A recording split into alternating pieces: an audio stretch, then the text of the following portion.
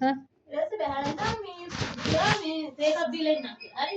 Cigarette එක බොන්නේ යන්නේ නැති යනවා. හරි මගේ අතට ගඳාවුනේ සිගරට්. ඊට පස්සේ මේ සිගරට් මේ බෑග් එක කියලා හිටියේ. මම බෑග් කඩා ගත්තා. ඊට පස්සේ බෑග් එක මොකුත් නැහැ. කොහෙද සිගරට් පෙට්ටියක් තිබ්බා.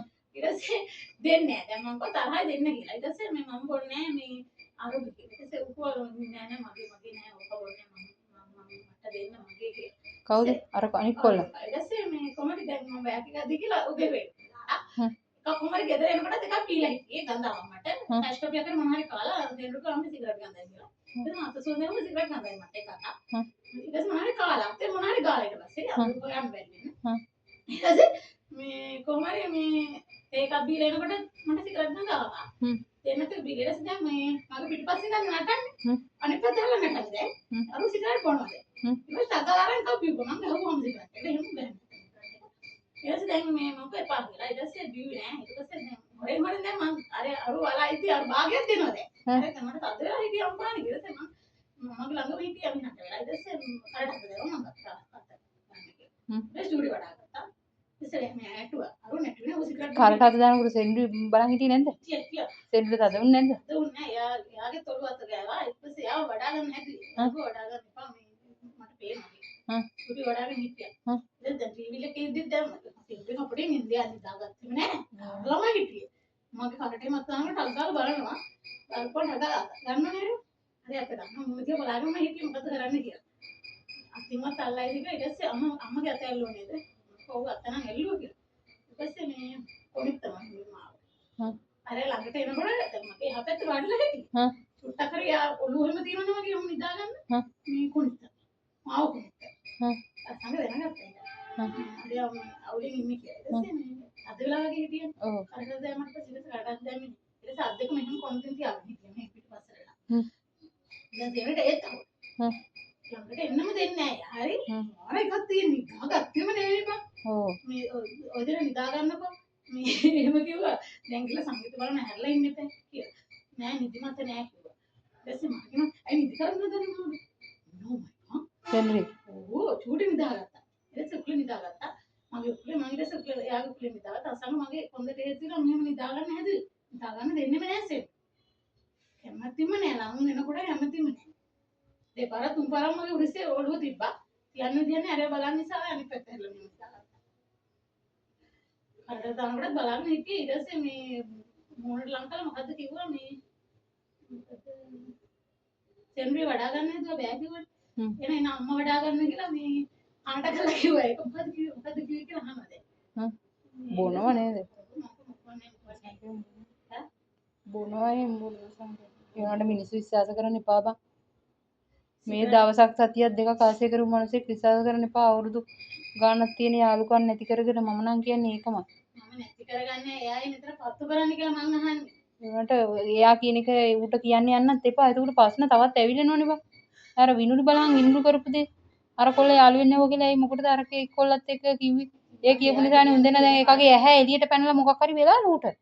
ඇහැ සම්පූර්ණ පේන්නේ නැහැ මේ ස්පිතාලේ. මොකද අපි ගිහින් එමුද? යන්න. ඉතින් නිලුවක් ඇයි මෙහෙම කරන්නේ කියලා මං අහන්නේ. මම මොන හරි දෙයක් කරනකොට යට ප්‍රශ්නයක්ද කියහන්කෝ.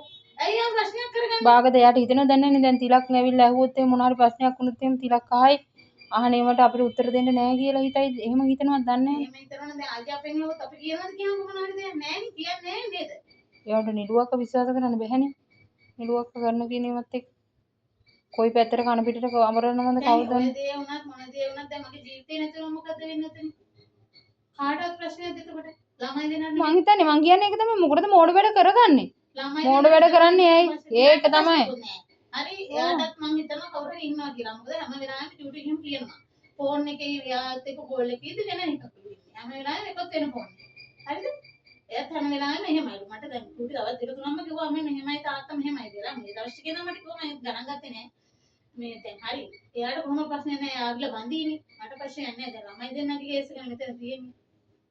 අනිවාර්යෙන් මන්නම් මොන හරි දෙයක් වුණත් ඉතින් මොනා කරගන්නද මොකක් කරන්නද ජීවිතේට මොනන්තර කරගෙන හරියන්නේ නැහැ නේ ප්‍රශ්න එතනින් විසඳෙන්නේ නැහැ මොකද්ද විසඳෙන්නේ ඉතින් ඒක ඉතින් ඔයාට ඒක කරගන්න එපා එහෙම කරන්න එපා ඉන්න අනිත් මිනිස්සු ඔක්කොම අමාරුයි දාලා ඔයාව නිතර නිදාස් වෙලා යන්න දකරන්න එපා එතකොට එක පන්නයක්වත් විසඳෙන්නේ අනිත් මිනිස්සු ප්‍රශ්න වල පටලවල තමයි ඔයා යන්න ගියොත් යන්නේ ඒව එක ප්‍රශ්නයක්වත් විසඳෙන්නේ නැහැ නේ. එතකොට අනිත් මිනිස්සුත් ප්‍රශ්නවල පැටලිලා.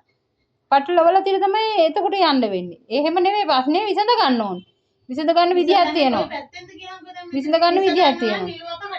එහෙනම් ඔයා මෙහෙම කරන්න. ඔයා නිලුට කතා කරලා කියන්නේ ඇත්ත විස්තරේම ඔයා කියන්නේ. නිලුවගේ මට මෙහෙම සම්බන්ධය තිබුණා. මම මෙහෙම පටන් ගත්තා. මට කෙනෙක් ඒක තමයි ඔයා මේ කියන්න එපා. දැන් කාටවත් කියන්න එපා. කාටවත් කියලා වැඩකුත් නැහැ. මගේ මෙහෙම සම්බන්ධයක් තියෙනවා. මේ ඔයා මේක තිරට කියන්නත් ඕනේ නැහැ.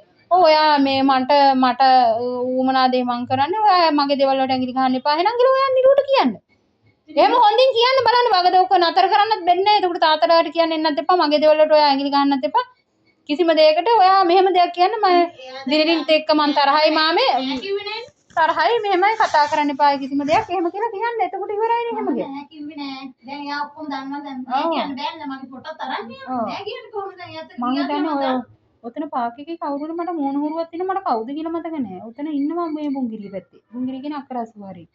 ඔයා යන වීල් එකේ කාද කියලායි මට ප්‍රශ්නේ. ඌවගේ මට මතකේ තියෙන ඌවගේ. කොළ පාට වීල් එක. නෑ. එහෙම නන්නේ. එහෙම නම් යන්නේ. මම කියන්නේ ඒ ෆොටෝ එක නම් කවුරු හරි අන්ති කිව්වත් බොරු කිව්වත් එයා දැන් දන්නවා. බොරු කියන්න බෑනේ. බොරු කියන්න බෑ කියන්නේ දැන් ටිකක් කියපු එකත් එක්ක දැන් ෆොටෝත් එක්ක මම යට ගියා කියලා දන්නවනේ ළමයිගේ ෆොටෝ. දැන් ඔක්කොම දන්නවා නෑ කියන්න පුළුවන්ද? ඈ? මං අහන්නේ එහෙම උනේ කොහොමද කියලා. දැන් චූටි වඩාගෙන විනාඩි අනිවාර්යෙන් මේ මගුල් ගෙදර යන කතාව නම් අනිවාර්යෙන් ගයන්ට කෝල් කරලා අහන්න තියෙයි. දැන් මට ගයන්ගෙන් ගත්තොත් අහන්නත් පුළුවන්. ගයන්ට ගත්තොත් හරි නැත්නම් නිරුවකව නිරුගෙන් අහමු. ඔයා ගයන්ට මොනවද කිව්වේ? ඔයා ගයන් මොනවද ඇහුවේ? අනිවාර්යෙන් අහන්න පුළුවන් අදාළ නෑ. ඇයි ගයන්ට කිව්වේ කියලා මං අහන්නේ. ඔව්. ගයන් මෙතන දාන්න මේ පස්සේ විශ්ලේෂණලා එයාට තිබ්බ ගයන් ඔබ ගයන් දැන් අතෑරපන්. ඔව්. දැන් එයාගේ එක කරනවා ඔබ ගයන් අතෑරපන්. එයා කියන්නේ ගයන් අතෑරියු ඊට පස්සේ කිසි දෙයක් කරන්න එපා. ඒක මගේ දෙයක් මට කැමති දෙයක් මම කරන්නේ මම එයා කරනවා නේද කියලා මම අහනවද මම හරි මගේ ජීවිතේ ඔච්චර මේවා කරන්නේ ඇයි කියලා හැමදාම කරේ ඒක නෙමෙයිද කියන්කෝ මගේ ජීවිතේ ඇඟිලි ගහුවේ නැද්ද කියන්කෝ මුලින් ඉඳන් ඇයි ඇඟිලි ගහන්නේ මගේ ජීවිතේ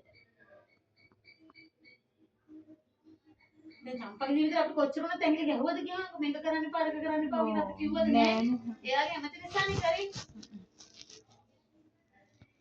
ඔය ඉතින් මිනිස්සුෙකුට මේ උපදේශයක් වුණත් දෙන්න පුළුවන් තන ප්‍රමාණයක් තියෙනවා. එතනින් එහාට ඉතින් අපිට දෙන්න බෑ. මට වුණත් ඔයාලට මට කියන්න පුළුවන් උපරිම දේ මං කිව්වා. එතනින් එහාට මට මොකුත් බෑ. මොකද ඒ තමන්ගේ කැමති දේ තමන්ගේ අයිතිය. එහෙම ඕනවට වැඩිය බලපෑම් කරන්න බෑ. බෑ ඉතින් ඔව් මං ඒකයි මං කියන්න පුළුවන් ඔයාලට උපරිම දේ කිව්වා. ඔයා ඉතින් ඒක අහන්නේ නැහැ. ඉතින් එතනින් එහාට මට බෑ. මොකොත්ම බලපෑමක් කරන්න බෑ මට. මොකද ඔයාගේ පෞද්ගලික දේවල් වලට මට ඇඟිලි ගහන්න බෑනේ. ඒ වුණාට දැන් මොනාරි ප්‍රශ්නයක් තියෙනවා නම් දැන් හරි ප්‍රශ්නයක් වෙලා නේ. ඒ වුණාට දැන් ජනෙක් ෆෝන් එක ඕෆ් කරන්න කියලා මෙයා එහෙම කරනවද කියන් කොච්චර හරි කෝල් ගත්තද කියන් ඈ දැන් හැම වෙලාවෙම අහනවා මොකද උනේ හරි මෙයා එහෙම මගන්නේ කියලා නෙමෙයි බා. ජනෙක් බලන්න ෆෝන් එක ඕෆ් කරන් ගන්න එපා කියලා. අරකද මේකද වෙන ගොඩක් කරන්නේ. සත්‍ය දෙකකින් ගත්තද කියන් කෝල් එක මොනවද උනේ කියලා දැහුවද කියන්කෝ. මෙතන වීල් එකක තියන්න හදන්නේ. අතන්ට ගියා. මේ උලගොන් ළඟට විලාව ගියේ.